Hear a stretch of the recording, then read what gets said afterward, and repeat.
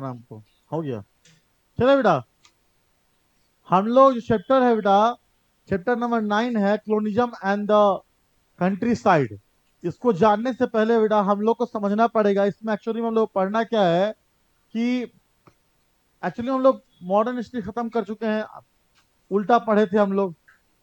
बस शुरुआत यहाँ से होनी चाहिए थी, नहीं क्यों किए वो मेरी अपनी पर्सनल प्रॉब्लम थी, आपकी पर्सनल प्रॉब्लम थी। बताएंगे बाद में क्यों नहीं किया, आप समझ में आ जाएगा चैप्टर पढ़ने के बाद। बेटा इस चैप्टर में हम लोग को मेनली पढ़ना है कि ब्रिटिश जो इंडिया में आया था तो आने के बाद ब्रिटिश ने किस तरह से अपने अंपायर को स्टेब्लिश किया और धीरे धीरे किस तरह से उसने भारत के लैंड रेवेन्यू सिस्टम पे अपना एक तरह से पूरा पकड़ बनाया था। उसको जानने से पहले हम लोग को देखना पड़ेगा कि एक्चुअल में ब्रिटिश इंडिया में आए तो आए क्यों, और आने के बाद वो भारत में किस तरह से अपना अंपायर को क्रिएट किया, और अंपायर को क्रिएट करने के बाद किस तरह से भारत के इकोनॉमिक सिस्टम पे और भारत में कॉलोनी बनाया। तो हमें पहले शुरुआत से शुरुआत करनी होगी और देन हम लोग यहाँ पहुंचेंगे। तो टाइम वेस्ट नहीं करते हुए स्टार्ट करते हैं चैप्टर 9 बोलिए इसको, क्योंकि तो ये बिहार बोर्ड का जो पोर्शन है यहाँ से 2-3 क्वेश्चन आने की संभावना है। लास्ट ईयर तो नहीं आई थी, मगर बिहार बोर्ड पगला बोर्ड है, आ भी सकता है। तो आप लोग को थोड़ा सा पहले से ही चलना पड़ेगा, शुरुआत से ही। देखिए बेटा आप लोग को थोड़ा सा हम 11th में पढ़ाए भी थे कि हम लोग देखते हैं, ये हो गया मान लो कि वर्ल्ड का मैप हम लोग खींचते हैं, ये नॉर्थ अमेरिका, ये साउथ अमेरिका, ये बेटा क्या हो गया यूरोप। ये मिट क्यों नहीं रहा है, यूरोप। और ये बेटा हो गया बेटा अफ्रीका, ये अफ्रीका। इधर बेटा ये पूरा बेटा एशिया, इधर बेटा ऑस्ट्रेलिया। लगभग वर्ल्ड को देखे तो वर्ल्ड यही दिखाई पड़ता है हम लोग को। बेटा आपको मैंने बताया था कि पूरे यूरोप में, खासकर यूरोप में दो चीज का कमी हो गया था। आप लोग 11th का चैप्टर आप लोग को द थ्री ऑर्डर याद हो तो आप लोगों ने पढ़ा था, मैंने पढ़ाया था उसमें कि जो यूरोप में 8 से लेकर के 11th सेंचुरी कोल्ड फेज था, तो एग्रीकल्चर खेती बहुत कम हो रही थी। मगर अचानक 11th से 14th सेंचुरी में यूरोप में क्या हो गया, वार्म फेज आया था। तो जैसे ही वार्म फेज आया तो खेती क्या हो गया, बहुत बढ़ गया था। और जैसे ही इसका खेती बढ़ गया था वार्म फेज में, और फिर क्या हुआ कि 14th सेंचुरी में फिर से कोल्ड फेज आ गया। और जैसे ही कोल्ड फेज आ गया खेती फिर से क्या हो गई, कम हो गई।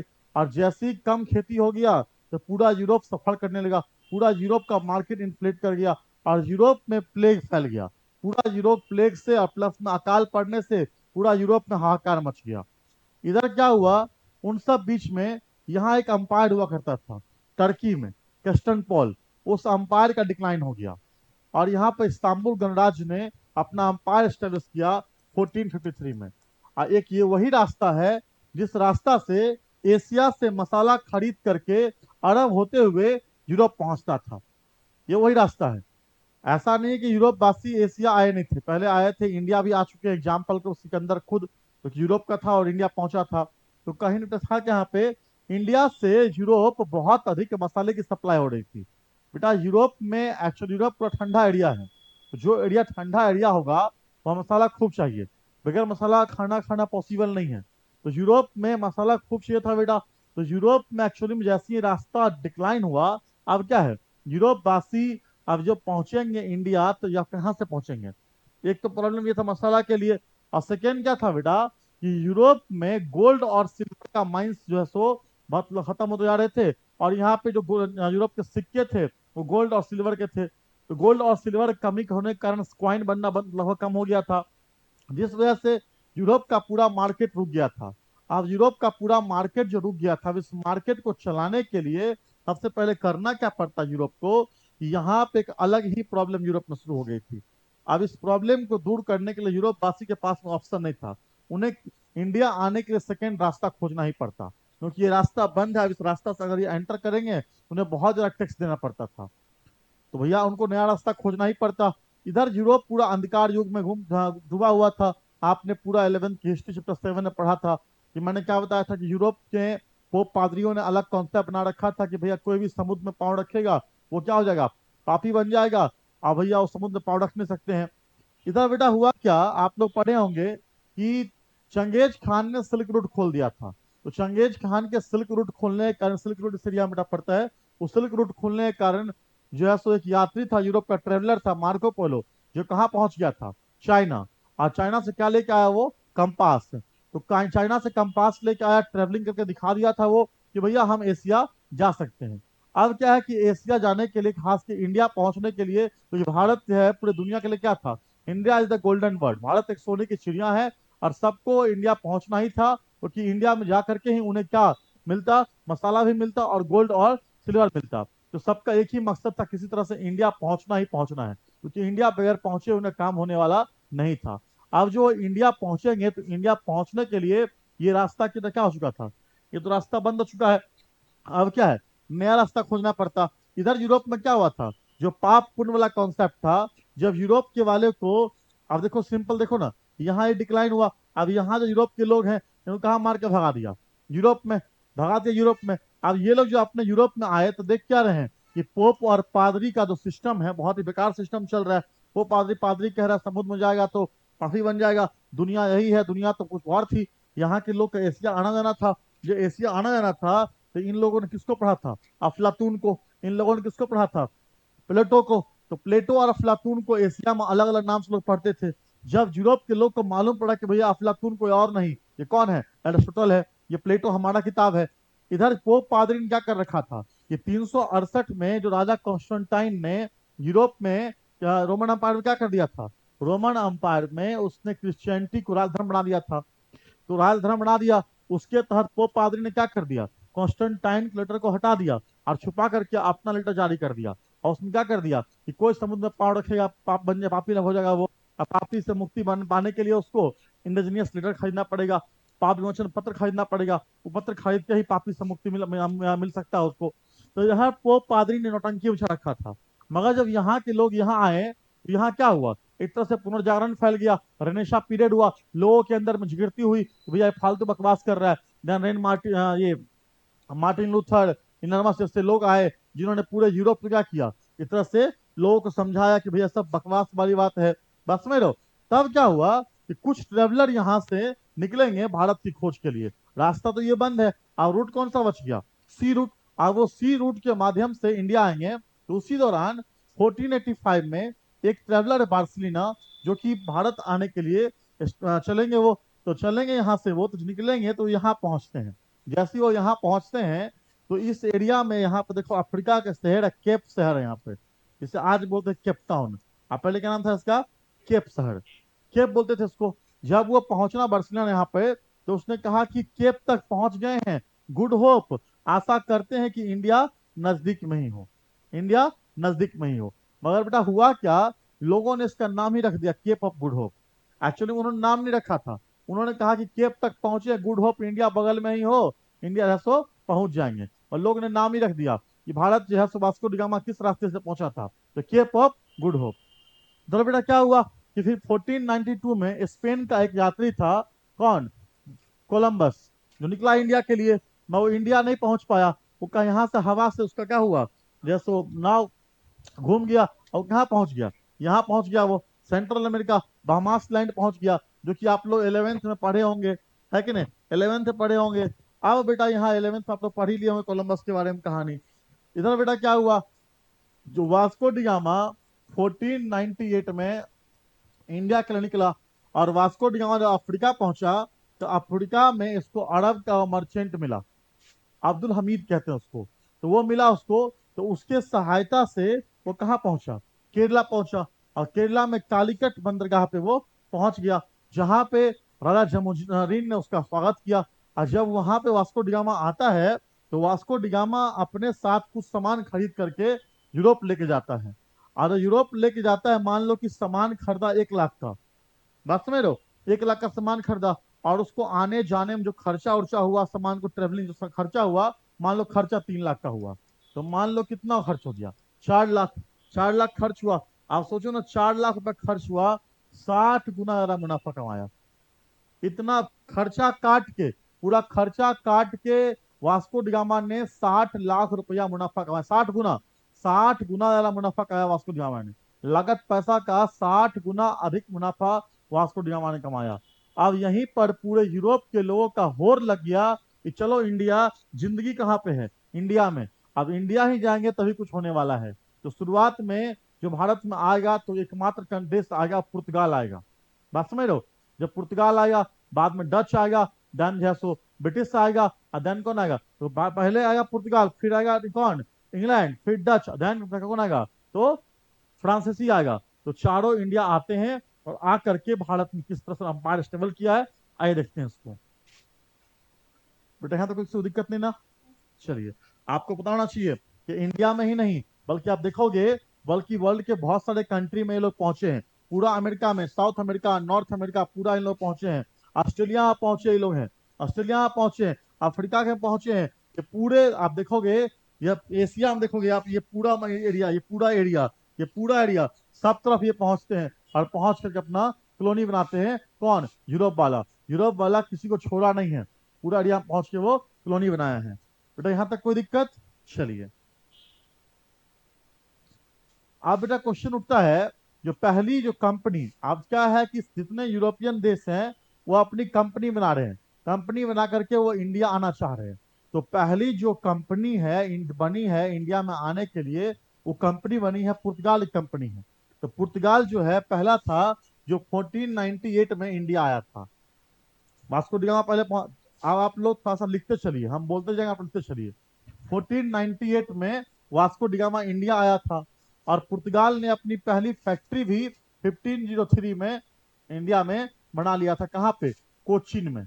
कोचीन में ये पहुंचा, कहां पे? केरला में। तो जहां पहुंचा वही ना फैक्ट्री बनाएगा। तो अपनी पहली फैक्ट्री जो है ये कहां बनाया था? कोचीन में। COCHAIN होना चाहिए, कोचीन में। कोचीन और पहली फैक्ट्री जो है सो पुर्तगाल ने बना दिया था। ठीक है, कब बनाया था? 1503 में। तो पहला कौन आया था? पुर्तगाल आया था। कब आया था? 1498 में। अब यहाँ क्वेश्चन उठता है दूसरी, देखो बेटा, अब यहाँ क्वेश्चन, दूसरी कंपनी कौन सी बनी? देखो बेटा, दूसरी कंपनी बनती है British company. British company, east India company. मार दूसरी आने वाला कौन है? उल्टा बोल दिया मैंने। दूसरा कंपनी डच इंडिया कंपनी का बनती है। आया पहले इंडिया कौन है? ब्रिटेन। और फिर कौन आता है? डच। फिर कौन आता है? फ्रांस से। तो हमको ना तो फ्रांस से मतलब है, ना तो हमको डच से मतलब है, ना हमको पुर्तगाल से मतलब है। हमको मतलब है किससे? हमको ब्रिटिश से मतलब है। हाँ, ब्रिटिश से मतलब है।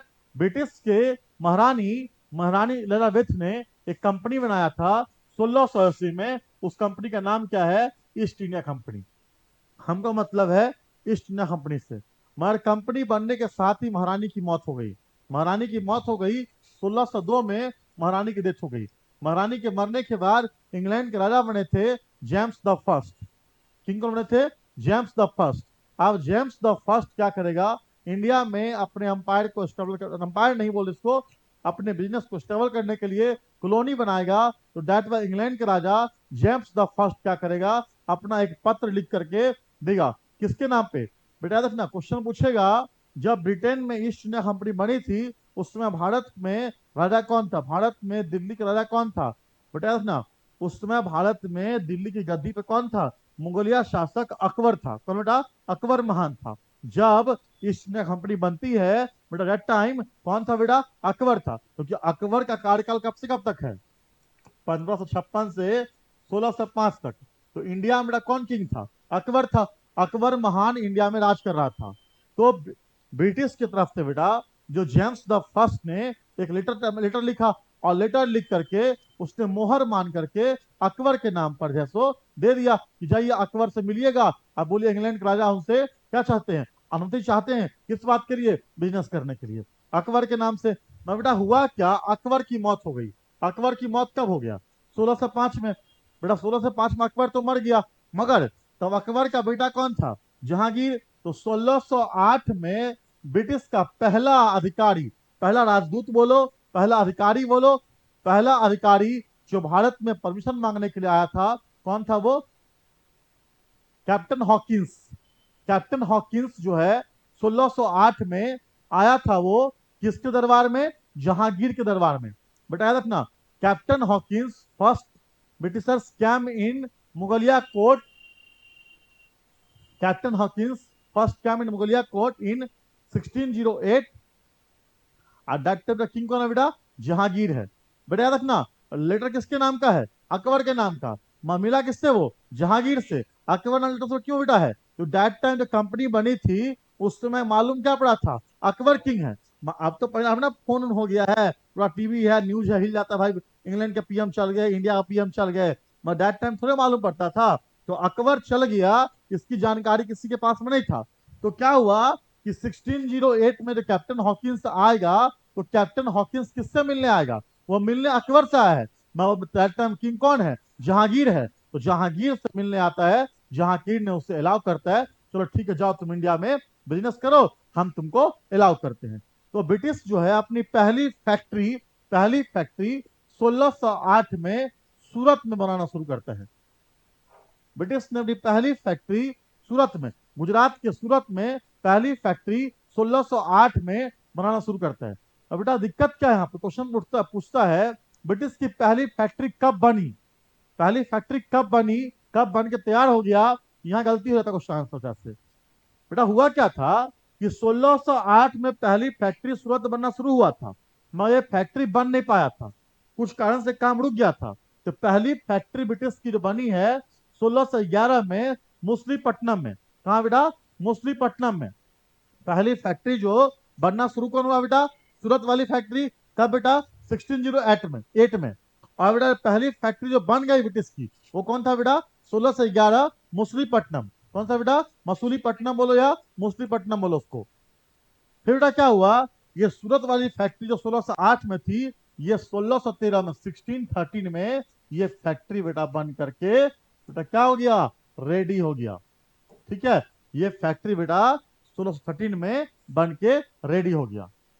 देखो बेटा, ब्रिटिश जो भी ब्रिटिश इंडिया आएंगे, वो इंडिया किस पार्ट में आएंगे, क्योंकि ब्रिटिश आए बेटा किस रूट से हैं। देखो आपने एंशियंट पढ़ा था, एंशियंट में जो भी विदेशी इंडिया आ रहे थे वो किधर से आ रहे थे, इस रूट से आ रहे थे। मगर बेटा याद रखना, अब जो मॉडर्न में जो भी इंडिया आएंगे किस रूट से आएंगे, इस रूट से आएंगे, क्योंकि जो भी आएंगे अरब सागर के रास्ते से ही आएंगे। भैया बंगाल की तरफ से कोई नहीं आएगा, तो बेटा कहाँ से आएगा, अरब सागर से ही आएगा, है कि नहीं। जो बेटा यहाँ पे पहुंच रहा है सब कोई, तो सबका स्टार्टिंग जो पहली फैक्ट्री कहाँ पे होगी, इसी एरिया में होगी। जैसे आप देखो सूरत में, मुसलीपट्टनम में, कोचीन में, जो भी आएंगे अपनी पहली फैक्ट्री ही बनाएंगे। जैसे डच आएगा, फैक्ट्री कहाँ बनाएगा, मुसलीपट्टनम में। फ्रांस आएगा, फैक्ट्री कहाँ बनाएगा, सूरत में। तो जो भी आएगा अपनी फैक्ट्री कहाँ बनाएगा, यहाँ बनाएगा। बेटा कोई दिक्कत, बेटा ब्रिटिश आ गया यहाँ पर। फिर ब्रिटिश का सेकेंड ऑफिसर 1615 में sir Thomas raw, sir Thomas raw ये जहांगीर दरबार में फिर पहुंचा।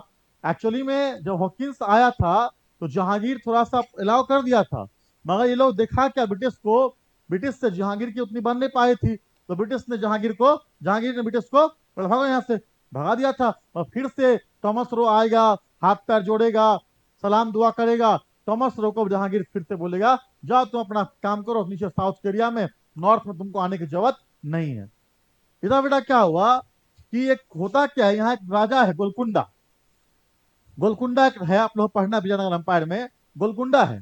तो गोलकुंडा के शासक ने 1632 में एक सुनहरा फरमान लिखो बेटा, 1632 गोलकुंडा रूलर,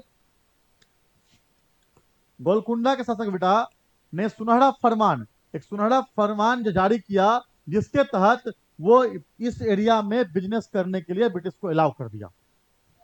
गोलकुंडा के जो रूलर थे, शासक थे बेटा, उन्होंने अलाउ कर दिया किसको, ब्रिटिश को इस एरिया में कॉलोनी बनाने के लिए, फैक्ट्री बनाने के लिए, बिजनेस करने के लिए। अब जो गोलकुंडा मिल गया ब्रिटिश को, अब ब्रिटिश क्या है, धीरे धीरे अपना अंपायर स्टेबल करना स्टार्ट करेगा। बेटा को दिक्कत, तो गोलकुंडा मिला पहले बेटा। इधर क्या हुआ बेटा कि ब्रिटिश धीरे धीरे क्या करने लगा, ये पूरे साउथ में अपना है सो पांव पसारने लगा। आप लोग तो जानते हैं कि औरंगजेब वो शासक था जो चाह क्या रहा था कि हम जो है सो साउथ में एंट्री मारे। जब देखा क्या, औरंगजेब जो आया साउथ में, देख रहा ब्रिटिश को पांव पसारते हुए, औरंगजेब से लड़ाई हो गया किसका, ब्रिटिश का। बेटा औरंगजेब ने ब्रिटिश को मार के भगा दिया, काट के भगा दिया यहाँ से।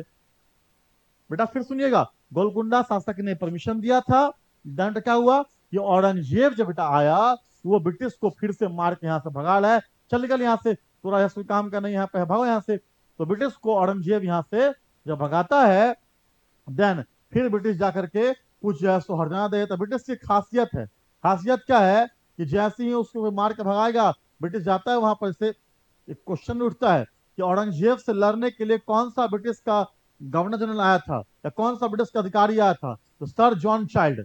सर जॉन चाइल्ड जो है वो औरंगजेब से लड़ने आया था, मगर सर जॉन चाइल्ड को औरंगजेब ने हरा दिया। जब उसको हरा दिया औरंगजेब ने, देनो क्या किया कि शुरुआत में तो बिल्कुल औरंगजेब के पास में जाया, हाथ पैर जोड़ लगा, हे महाराजा, हे मैजेस्टी, आप मुझे माफ कर दीजिए, बदला आपको हम इतना सोना का सिक्का दे रहे हैं, ये दे रहे हैं, वो दे रहे हैं। औरंगजेब मान गया, चुप, कुछ नहीं बोला औरंगजेब। मगर बेटा धीरे धीरे ब्रिटिश यहां से अब नॉर्थ में घुसेगा। अब नॉर्थ में कैसे घुसेगा? बेटा औरंगजेब की मृत्यु 1707 में होता है। बेटा ब्रिटिश को अचानक आके अटैक करके इंडिया पे कब्जा नहीं किया था। देख रहे हो कि कब आया वो और कितना मेहनत से वो धीरे धीरे पूरे इंडिया को एनेक्स करेगा। देखना बेटा, अब पूरे इंडिया को जीत लेगा वो।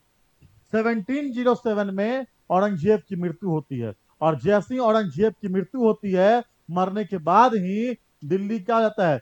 कमजोर हो जाता है। और जैसे ही दिल्ली कमजोर हो जाता है, दिल्ली गद्दी कमजोर हो जाती है, तो एक मुगलिया शासक हैं फर्रुखसियर, 1717 में उस फर्रुखसियर ने एक बड़ा भारी गलती कर दिया। बड़ा भारी गलती क्या कर दिया बेटा? इससे ब्रिटिश के लोग मानते हैं कि फर्रुखसियर ने मैग्ना कार्टा पे साइन कर दिया। मैग्ना कार्टा मतलब क्या? एक अधिकार पत्र, राइट पत्र, जिससे अधिकार मिल गया ब्रिटिश को इंडिया में राज करने के लिए। बेटा फर्रुखसियर ने कहा कि मात्र 3000 रुपया हमको तुम सालाना दे दो इंटरेस्ट, और पूरा बंगाल के एरिया में तुमको जो करना है करो। और बंगाल मतलब क्या? आज का बिहार, झारखंड, उड़ीसा, पश्चिम बंगाल और बांग्लादेश, ये सब मिला करके बंगाल, इतना बड़ा एरिया मात्र 3000 के टैक्स पर फर्रुखसियर ने दे दिया। किसको? ब्रिटिश को।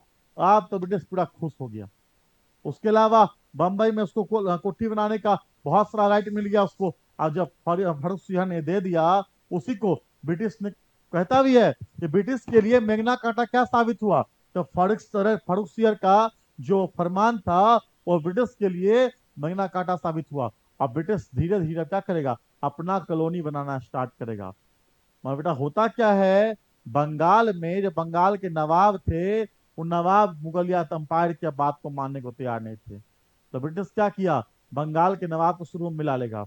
अब धीरे धीरे बंगाल के नवाब को निपटना स्टार्ट करेगा। और धीरे धीरे जब बंगाल के नवाब में लड़ाई होगा आपस में, तो बंगाल की पॉलिटिक्स में ब्रिटिश घुस जाएगा। ब्रिटिश देख रहा था कि इंडिया में जो आए हैं तो भारतीय हम लोग को सामान महंगा दे रहा है।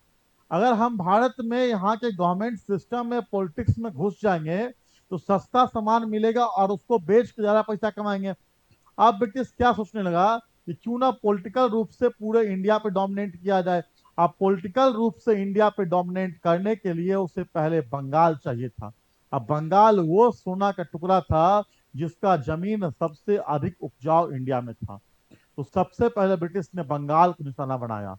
और बंगाल को निशाना बनाते हुए आप लोग पढ़े भी होंगे 8 क्लास में, किस तरह से सिराजुद्दौला हो गया, मीर जाफर हो गया, मीर कासिम हो गया, धीरे धीरे सबको हरा करके ब्रिटिश ने पूरे बंगाल को एनेक्स कर लिया था। कब बेटा? आप लोग को पता होना चाहिए, जो प्लासी की लड़ाई बेटा है कब है? 1757 में, प्लासी की लड़ाई में। हाँ, 23 जून को। बेटा इस प्लासी की लड़ाई में बेटा क्या हुआ कि बंगाल को जीत लिया किसने? ब्रिटिश ने। और प्लासी की लड़ाई में कौन हार गया? बंगाल हार गया। और बंगाल के शासक कौन हारे थे? तो सिराजुद्दौला हार गया था। अब फिर क्या हुआ? उसका ससुर कौन था? मीर जाफर। वो क्या बना था? हेड बना था। और बाद में क्या हुआ? मीर जाफर खड़ा कौन आया था? मीर कासिम। अब फिर किसको हराया? मीर कासिम। तो फिर क्या आया?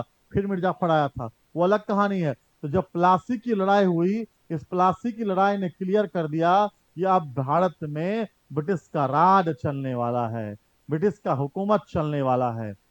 अब बेटा जैसे ही प्लासी की लड़ाई हुआ, इस प्लासी की लड़ाई के बाद 1764 में बैटल ऑफ बक्सर। बक्सर तो एकदम क्लियर कर दिया कि आप भैया, क्योंकि बक्सर में हारा कौन था? अकेला बंगाल नहीं हारा था। बंगाल के राजा, अवध के राजा और मुगलिया राजा शाह आलम द्वितीय, शाह आलम सेकेंड, और कौन? अवध के सिराजुद्दौला और बंगाल के मीर कासिम, ये तीनों की सेना ने मिलकर लड़ा था। और ब्रिटिश ने बैटल ऑफ बक्सर में इन तीनों को हरा दिया। अब जैसी हराया, हराने के बाद 1765 में अब बंगाल चुपचाप होकर के ब्रिटिश की बात मानने को तैयार हो गया। 1765 में एक ट्रीटी होती है, इस ट्रीटी को क्या बोलते हैं? Treaty of Allahabad. आज ये वही ट्रीटी है जिस ट्रीटी ने बंगाल क्या पूरे धीरे धीरे भारत में ब्रिटिश का रास्ता खोल देगा। Treaty of Allahabad. अब इस इलाहाबाद के ट्रीटी में क्या होता है कि बंगाल में डबल गवर्नमेंट सिस्टम होगा। डबल गवर्नमेंट सिस्टम होगा मतलब क्या कि भैया जो भी एडमिनिस्ट्रेशन सिस्टम है वो कौन देखेगा? कौन देखेगा? बंगाल के नवाब देखेंगे। मगर याद रखना, जो भी तरह का लैंड रेवेन्यू सिस्टम ये सब चीज होगा, मतलब जो न्यायालय वाला काम होगा, तो कौन देखेगा? ब्रिटिश के हाथों में आ गया। और ब्रिटिश अब यहाँ पर डबल गवर्नमेंट सिस्टम एस्टेब्लिश करेगा। और इसी के तहत 1774 में, 73 में बेटा क्या आएगा? रेगुलेटिंग एक्ट आएगा और बंगाल में डबल गवर्नमेंट सिस्टम स्टार्ट हो जाएगा, जो कि अब राजा नाम मात्र का रह गया और सारी पावर किसके हाथों में आ गई? ब्रिटिश के हाथों में। अभी भी बंगाल का हेड कौन है? नवाब ही है, मगर पावर किसके हाथों में है? पावर ब्रिटिश के हाथों में है। ब्रिटिश ने सारी पावर अपने अकॉर्डिंग कर लिया है। अब सब कुछ ब्रिटिश के हाथों में है। वहां के किंग क्या है? बस अब नाम मात्र के राजा रह गए हैं। और जितनी भी पावर है वो सब पावर ब्रिटिश अपने हाथों में रखे हुए हैं। अब यहां से असली कहानी खुलेगी। अब हम लोग चलेंगे अपने चैप्टर में। अब चैप्टर में चलते हैं हम लोग। है यहाँ तक तो समझ गए? बेटा याद रखना, ब्रिटिश जो है यहाँ पर लुटेरा बनकर, डकैत बन के नहीं आया था। वो आ करके धीरे धीरे यहाँ पर अपने अंपायर को स्टेब्लिश किया है। वो आके सीधा आ जाए हैं, अटैक किए हैं, लूट लिए हैं, मार के भगा दिए हैं, ऐसे नहीं किया है। वो धीरे धीरे पूरे इंडिया को कब्जा किया है। अब आकर के पूरे बंगाल को जब कब्जा कर लेगा, अब उसकी नई मुहिम स्टार्ट होगी, नया कहानी स्टार्ट होगा। तो आइए स्टार्ट करते हैं ब्रिटिश की कहानी, किस तरह से उसने भारत को और किस तरह से बंगाल को उसने पहले कब्जा किया। पहले बंगाल। अब बेटा पता है ब्रिटिश के साथ एक चीज और क्या हुआ था? जो साथ में इसके और जो कंट्री यूरोप से आए थे, ब्रिटिश ने उसको भी निपटा दिया था। सबसे पहले ब्रिटिश देखा क्या, इंडिया में फ्रांस, पुर्तगाल और डच, इन तीनों मजबूत कौन है? दिखाई क्या पड़ा? पुर्तगाल मजबूत है। तो उसने क्या किया, पुर्तगाल की राजकुमारी कैथरीन से 1661 में ब्याह कर लिया। अब पुर्तगाल की राजधानी से शादी कर लिया। शादी कौन किया? Charles the second. अब चार्ल्स द सेकेंड इंग्लैंड का राजा था, उसने शादी कर लिया। तो शादी के तहत पुर्तगाल जो है भारत के किस शहर पर? गोवा, बम्बई, ये सब पुर्तगाल के कब्जा में था। तो बम्बई शहर जो है, बम्बई, बट याद रखना ये ब्रिटिश पहले आया कहाँ पे है? मद्रास के एरिया में। तो मद्रास में तो ब्रिटिश का कब्जा था ही। अब तीन प्रेसिडेंसी है ना बेटा, मद्रास में रखा ही। ये बंगाल जीत लिया ये लोग। और बंबई शहर ई पुर्तगाल वालों ने ब्रिटिश को दहेज में दे दिया। दहेज में देख रहे हो, शादी किसका हो रहा है? इंग्लैंड के राजकुमार का। किससे हो रहा है? पुर्तगाल की राजकुमारी से। और दहेज में क्या दे रहा है? इंडिया का बंबई शहर। मार चोट्टा सब बता तो, लूट लिया भारत को। 1661 में दहेज दे दिया। क्वेश्चन उठता है, ईस्ट इंडिया कंपनी को बंबई शहर कैसे मिला? क्या आंसर होगा? तुम लोग चुट्टा हो इसका मतलब। मैंने क्या बताया था अभी? इंग्लैंड के राजा को मिला है, ईस्ट कंपनी को नहीं मिला है। तो इंग्लैंड के राजा क्या करेंगे? टैक्स लगाएंगे। किस बात पर? कहेंगे कि बंबई शहर ले लो, बदला में क्या दे दो? 10,000 पाउंड लाओ। 10,000 पाउंड में दिया था कंपनी को, याद रखना। तो क्वेश्चन उठेगा, इंग्लैंड के राजा को बंबई कैसे मिला? दहेज में। क्वेश्चन उठेगा, ईस्ट इंडिया कंपनी को कैसे मिला है? तो कंपनी को मिला 10,000 पाउंड में, बंबई शहर दे दिया उसको। देख लो बेटा, हमारा शहर बेच रहा है कोई और, दहेज में लेकर रहा है कोई और बेच रहा है कोई और। 10,000 पाउंड में बंबई शहर को गिरवी रख दिया राजा। देख बेटा, बेटा यहाँ तक कोई दिक्कत है? आप बेटा चैप्टर से स्टार्ट करें बेटा। अब हम लोग देखेंगे किस तरह से धीरे धीरे ब्रिटिश ने अपने अंपायर को इंडिया में एस्टेब्लिश किया था। चलिए बेटा हम लोग चैप्टर स्टार्ट करते हैं।